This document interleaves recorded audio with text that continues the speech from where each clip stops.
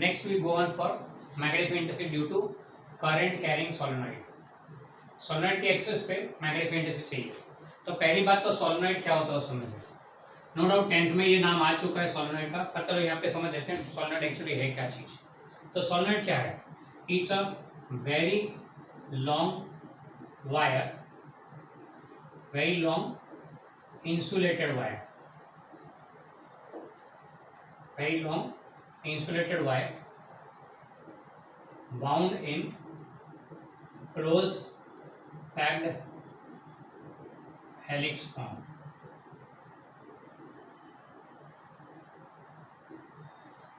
It's a very long insulated wire, wire है insulated मतलब ऊपर कोटिंग वाला है, इंसुलेटेड कोटिंग वाला के नॉन कंडक्टिंग कोटिंग वाला है।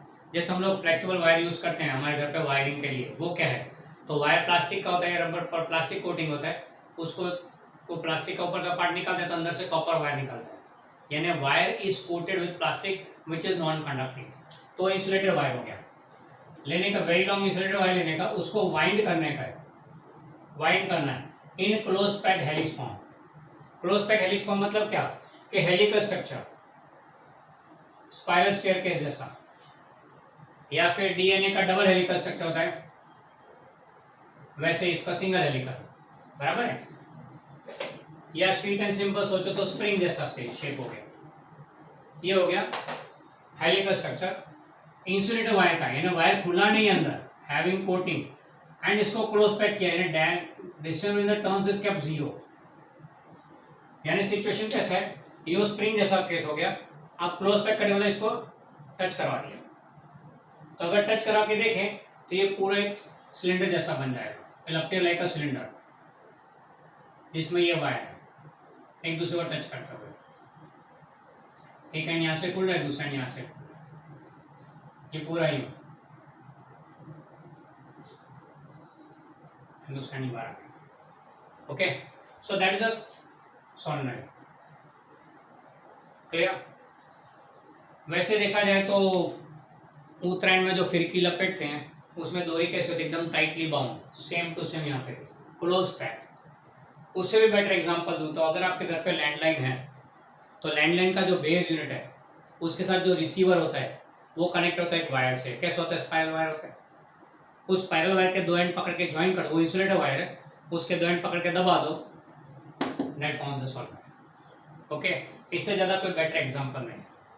अब ये जो सोलेनॉइड है उसकी एक्सिस यानी क्या, up line passing exactly through the centre, close pack form है तो होलो सिलेंडर जैसा दिखेगा, एंड उसके बीच से पास होती है line, that is the axis of solenoid. इस एक्सिस पे किसी एक पॉइंट पे मैग्नेटिक फील्ड इंटेंसिटी चाहिए, सोलेनॉइड करंट कैरिंग है, यानी ये सोलेनॉइड में करंट पास हो रहा है, तो इसकी एक्सिस पे किसी एक पॉइंट पे मैग्नेटिक फील्ड इंटेंसिटी चाहिए, that's our target. Is the question clear?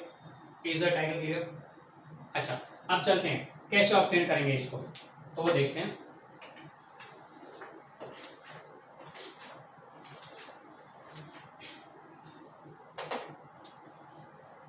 तो इसको डेफिनेशन को भी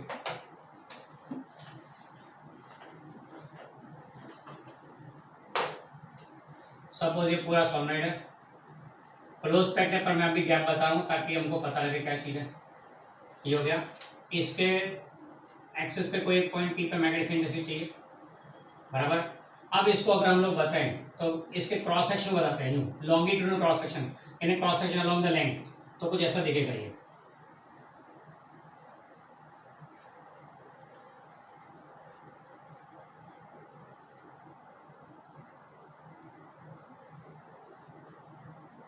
ये उसकी एक्सिस हो गई,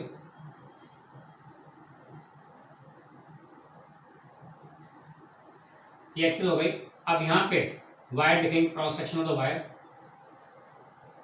ये cross section of the wire, तो मुझे लगे कुछ समझ में नहीं आया।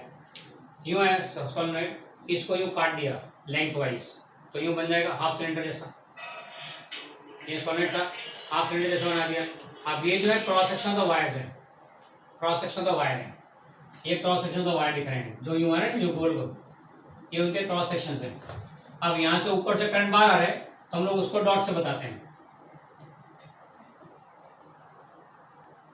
So here this is a cross section along the length, ये सॉलिड उसका लेंथ है, ये लेंथ वाइज क्रॉस सेक्शन यूं बना, तो ये जो वायर है, the wire which are there, ये वायर के क्रॉस सेक्शन है, तो this circular are the cross section of this wires each turn. And यहाँ पे हमने क्या किया, we are assuming that current is emerging like this, current flowing like this in the loop in the solenoid, तो ऊपर से current emerge हो रहा है, नीचे से अंदर जा रहा है, ऊपर से इमर्ज हो रहा है, नीचे से अंदर जा रहा है, तो इमर्जिंग करंट को डॉट से बता देते हैं, ये इमर्जिंग करंट बता रहे dot, current emerging from the wire, and यहाँ क्रॉस से बता देते हैं,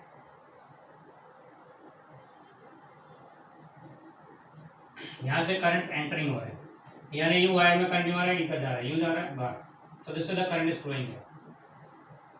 we want to find the magnification intensity at any point on the axis, तो उसके लिए हम क्या करते हैं, यहाँ पे let us assume a rectangular loop enclosing the wires, ये एक रेक्टेंगुलर लूप ले लिया एनक्लोजिंग द वायर्स, बराबर है। अब ये रेक्टेंगुलर लूप को नाम देते हैं A B C D, okay, तो ये रेक्टेंगुलर लूप हो गया ए बी सी डी। अब according to Ampere circuital law, Ampere circuital law क्या बोलता है, in line integral of B bar is equal to mu 0 into sigma I. अब ये लेफ्ट साइड को अगर एनालाइज करें तो D bar dot D L bar, अब यहाँ पे देखिए तो पूरे लूप को, लूप का लेंथ लेना है, तो पूरा loop can be divided into 4 parts, entire loop can be taken into 4 parts. कौन से 4 part, A B B C D and D A, 4 part में ले लिया। तो पहला पार्ट लेते हैं B into length A B, magnetic intensity dot length A B. अब मैग्नेटिक फील्ड पैरेलल होगा to the wire, magnetic field भी पैरेलल टू द वायर, तो ए बी और मैग्नेटिक फील्ड यू दोनों के बीच का angle 90 degree, cos 90, dot product है ना, cos 90 degree, plus B into B C, दोनों सेम डायरेक्शन cos 0, फिर plus B into C D cos 90 degree, plus magnetic field B into length D A cos of 180 degree, ये left side हो गया। cos 90 0 होता है, तो ये तो गया 0, cos 0 1 होता है, तो B into B C, cos 90 again 0 होता है, तो ये तो 0 हो गया, cos 180 -1 होता है, पर यहाँ पे बी 0, क्यों, outside the conductor, outside the solenoid no magnetic field, जो भी मैग्नेटिक फील्ड अंदर ही है parallel to the axis, outside में तो मैग्नेटिक फील्ड ही नहीं है, इससे बचा क्या, बी इंटू बी सी, इसको लेंथ एल बोल देते हैं, तो ये हो जाएगा बी इंटू लेंथ एल, बराबर है। एंड राइट साइड पे म्यू 0 इंटू सिग्मा, सिग्मा ई क्या है, सिग्मा ई क्या है यहाँ पे, एनक्लोज करंट, तो लूप के अंदर करंट कितना एनक्लोज है, 1 2 3 4 5 वायर वाला।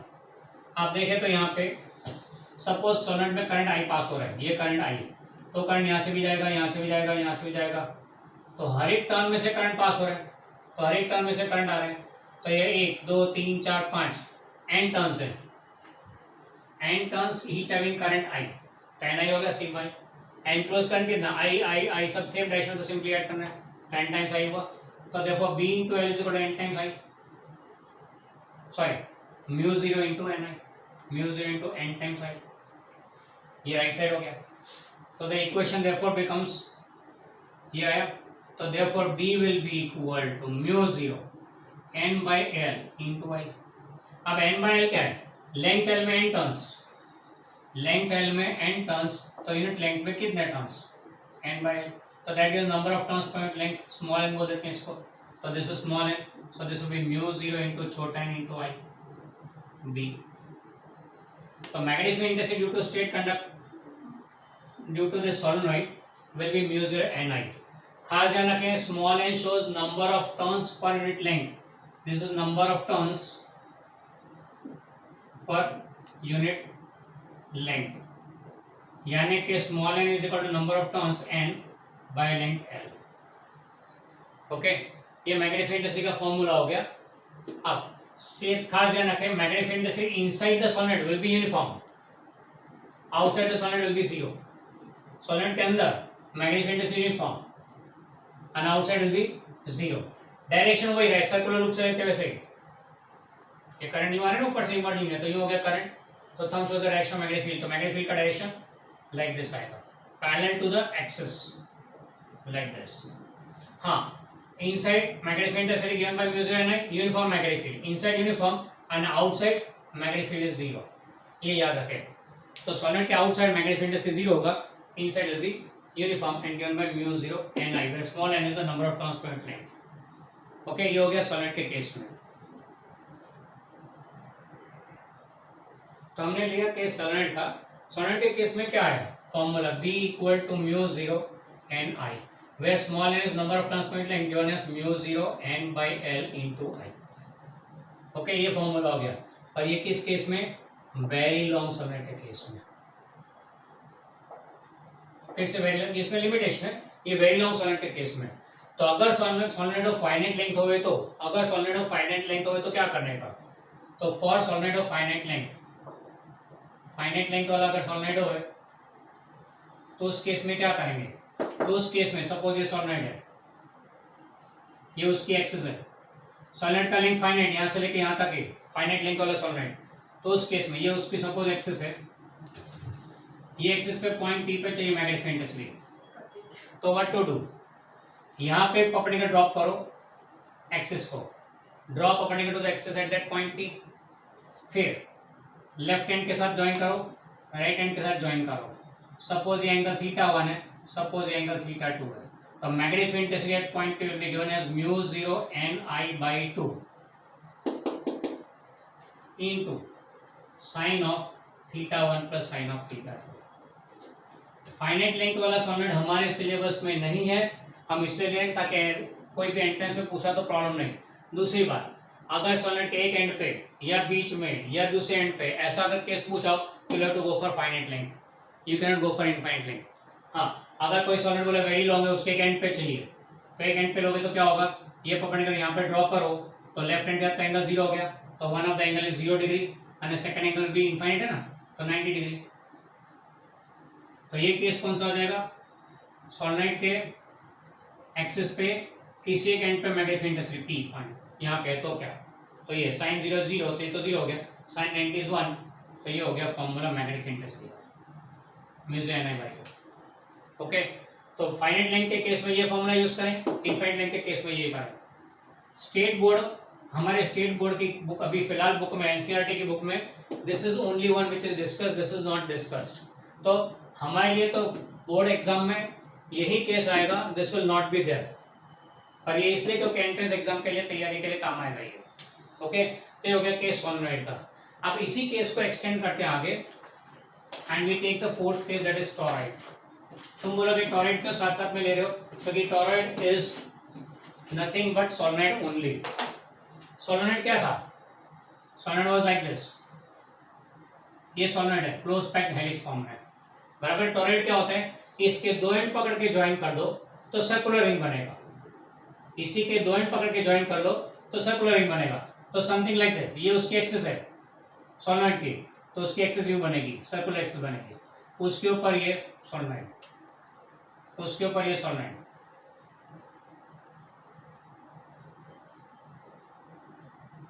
एक बाजू से करंट आता है, दूसरी बाजू से जाता है, एंड इसकी एक्सिस पे टॉरॉइड, ये हो गया torrid. Solenoid in circular form, solenoid के दो एंड ज्वाइन कर दो तो टॉरॉइड तैयार हो गया। इसकी एक्सिस पे मैग्नेटिक फील्ड इंटेंसिटी चाहिए, तो मेथड तो वही का वही है, B इंटू लेंथ कितना होगा, टॉरॉइड की एक्सिस का लेंथ है वो, रेडियस R बोल देते हैं, तो B इंटू लेंथ 2 पाई R, अन्य करंट कितना, तो mu 0 n I, total number of turns n, हर एक में करंट आई, तो mu 0 n I, तो therefore B will be equal to mu 0 n I upon 2 pi R। अब ये n upon 2 pi R क्या बनेगा, तो this will be small n once again, where n is the total number of turns and 2 pi R is the length, तो 2 pi R length में total number of turns n, तो unit length में कितना, तो n upon unit length में कितना, तो n upon 2 pi R, that is the number of turns per minute। तो सोलेनोइड के केस में लेंथ L है, सोलेनोइड के केस में ये लेंथ L है, टॉरॉइड के केस में लेंथ इज 2 पाई आर, बाकी दोनों फॉर्मूला सेम है, B equal to mu 0 9, B equal to mu 0 9। Toroid and solenoid के केस दोनों में सेम, खाली फर्क कितना है, small N in case of solenoid is capital N by N length है, and in case of torrid it is an upon radius of the toroid. Okay, that is the difference between the two. बाकी formula exactly the same. Torrid is a बोल सकते हैं cousin brother of solenoid, बस और कुछ नहीं, गोल है ये, वो सीधा है, इतना ही फर्क है। तुम बोलोगे ये सोलेनोइड तो चलो समझे, मैग्नेटिक फील्ड सोलेनोइड का मेन पर्पस क्या है, अगर करंट पास करोगे तो मैग्नेटिक फील्ड जनरेट होगा, कैसा, दिस वे, ये मैग्नेटिक फील्ड हो गया, बाहर जीरो पर यहाँ यूं आएगा। तो अगर ध्यान से देखो that is somewhat similar to a bar magnet. तो solenoid, current carrying solenoid is nothing but a bar magnet. तो जो टेम्पररी मैग्नेट बनाते हैं, इलेक्ट्रोमैग्नेट बनाते हैं, वो यही है करंट कैरिंग सोलेनोइड। ये जहाँ पे भी हमारे पास एप्लीकेशन है मैग्नेट्स के इन इलेक्ट्रिकल सर्किट, तो हम लोग हमेशा सोलेनोइड लगाते हैं वहाँ पे, which acts as a magnet when the current is passing through it. Okay, तो टॉरॉइड का यूज कहाँ पे, टॉरॉइड का use mainly to accelerate the charge particles, accelerated charge particles inside the on the axis, and ये ज़्यादातर use होता है in nuclear reactors as particle accelerators. Nuclear reactor में क्या होता है कि आपको किसी भी न्यूक्लियस पे बॉम्बार्ड करना है पार्टिकल को, सपोज इलेक्ट्रॉन है, प्रोटॉन है, न्यूट्रॉन है, उसको बॉम्बार्ड करना है। तो उसको बॉम्बार्ड करने के लिए आप क्या करेंगे, वेरी हाई स्पीड पार्टिकल चाहिए, तो वेरी हाई स्पीड के लिए उसको गोल गोल घुमा के फिर ठोक देते हैं। तो गोल गोल घुमा के स्पीड बढ़ाना, and we can using this one. इसका एक एप्लीकेशन है टोकामेक। टोकामेक क्या चीज है, it's a heart of LHC। LHC तो आपको पता है क्या है, large hadron collider. It's a huge hadron collider जिसके अंदर ये ऐसा एक टॉरॉइड बनाया हुआ है बड़ी साइज का। कितने बड़ी साइज का ये, it's around 25 kilometre in circumference, 25 kilometre का सर्कमफरेंस है उसका। उसके अंदर पार्टिकल्स न्यूट्रॉन को भगाया जाता है, उसको हाई स्पीड लाते हैं, इतना high speed near to speed of light, and फिर उसको किसी न्यूक्लियस पे बॉम्बार्ड करते हैं टू गेट द उसको किसी इलेक्ट्रॉन या प्रोटॉन पे बॉम्बार्ड करते हैं ताकि प्रोटॉन स्प्लिट हो, हमको अंदर के पार्ट का पता लगे, to find the fundamental base particles. तो वहाँ पे LHC में इसका यूज होता है। ये टोकामेक में ये टॉरॉइड यूज होता है। अब हमारे लिए ये इंपॉर्टेंट क्यों बनता है, क्योंकि जो टोकामेक यूज हो रहा है LHC में, उसका मेन पार्ट यानी मेन जो हार्ड पोर्शन है उसका कंस्ट्रक्शन अहमदाबाद में होता है। Institute of plasma research is where it is created, and फिर उसको यहाँ से वहाँ भेजा जाता है। The project of this tokamak is somewhere LHC involves around 25 countries in which India is one of the leading country participating in this project, and ये project काफ़ी 15 सालों से चल रहा है और आगे चलता रहेगा। The main purpose is to find the origin of the universe, कि यूनिवर्स बना कैसे, तो उसके लिए बेस पार्टिकल कौन सा वो ढूंढ रहे हैं। तो न्यूट्रॉन प्रोटॉन को भी ब्रेक करके अंदर चेक करना चाहते हैं कि क्या चीज़ का बना हुआ है। Okay, that is where the toroid application is there. We need not go into that much detail, और इतना फॉर्मूला तैयार करें अभी बोर्ड के एग्जाम को ध्यान में रखें, दैट्स सफिशिएंट फॉर अस।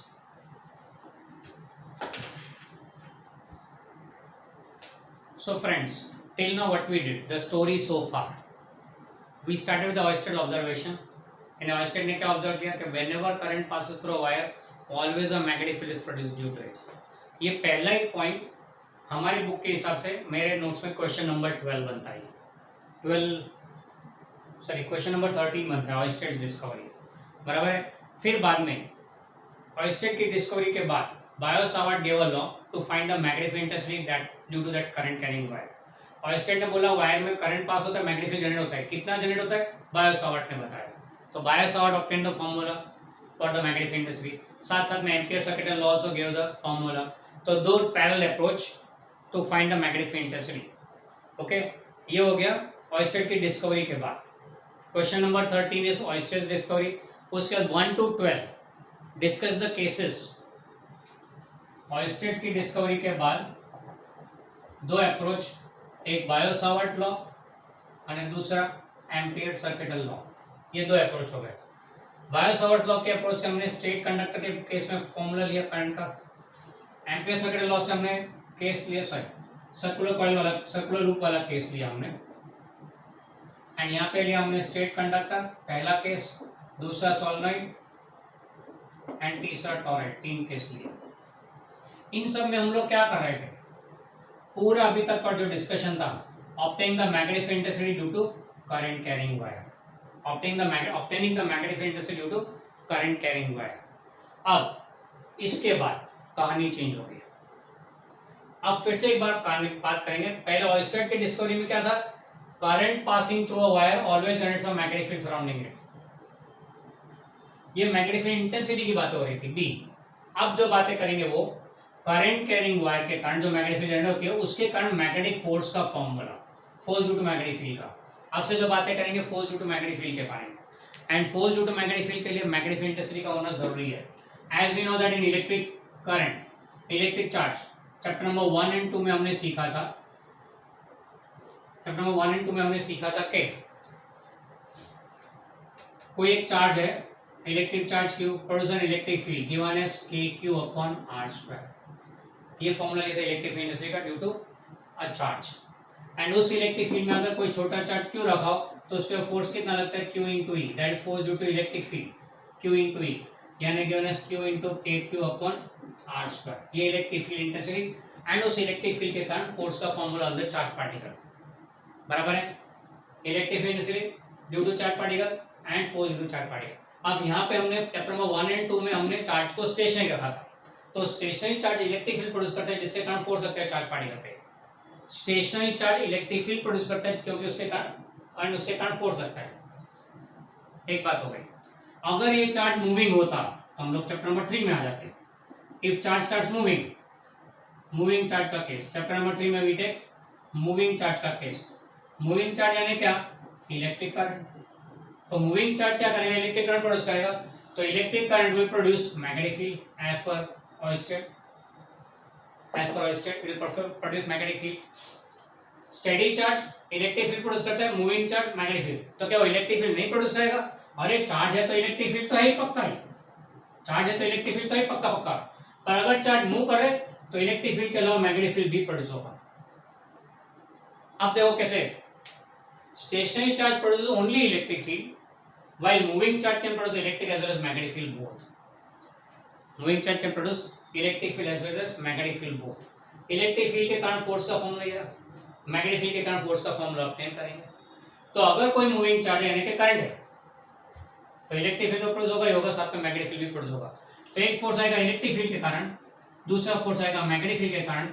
यानी अगर मूविंग चार्ज है तो उसके अंदर कोई चार्ज पार्टिकल छोटा Q है, करंट पास हो रहा है, उसके पास में चार्ज पार्टिकल आएगा तो उसको electric force as well as magnetic force दोनों लगेगा। तो when this charge particle comes under the influence of electric as well as magnetic field both, when this charge particle comes under the influence of electric moving charge यानी कि electric current, तो उसके ऊपर electric field as well as magnetic field दोनों का effect आएगा, यानी electric field force as well as magnetic force दोनों लगेंगे। तो जो रिजल्टेंट फोर्स बनेगा उसके ऊपर, क्योंकि फोर्स इज वेक्टर क्वांटिटी, तो जो रिजल्टेंट फोर्स बनेगा that resultant force is called Lorentz force. Resultant force is called Lorentz force. उसी की बातें हमें आगे करनी है। यानी अब आगे के टॉपिक हमारे क्या होंगे, talking about the magnetic field produce due to this current, वो तो हमने देख लिया। करंट यानी मूविंग चार्ज के कारण मैग्नेटिक फील्ड आता है, और मैग्नेटिक फील्ड के कारण किसी एक चार्ज पे कितना फोर्स लगता है वो ऑब्टेन करेंगे। उसको इलेक्ट्रिक फील्ड के साथ कंबाइन करो इलेक्ट्रिक फोर्स के साथ, तो हमको मिलेगा total force acting on a charge particle when passing through electric and magnetic field simultaneously. Electric magnetic field दोनों हो साथ में तो कितना फोर्स लगेगा उसको बोलेंगे लॉरेंट्ज फोर्स। एंड उसके ऊपर से और बहुत ज्यादा डिस्कशन हमें करना है अगले लेक्चर में।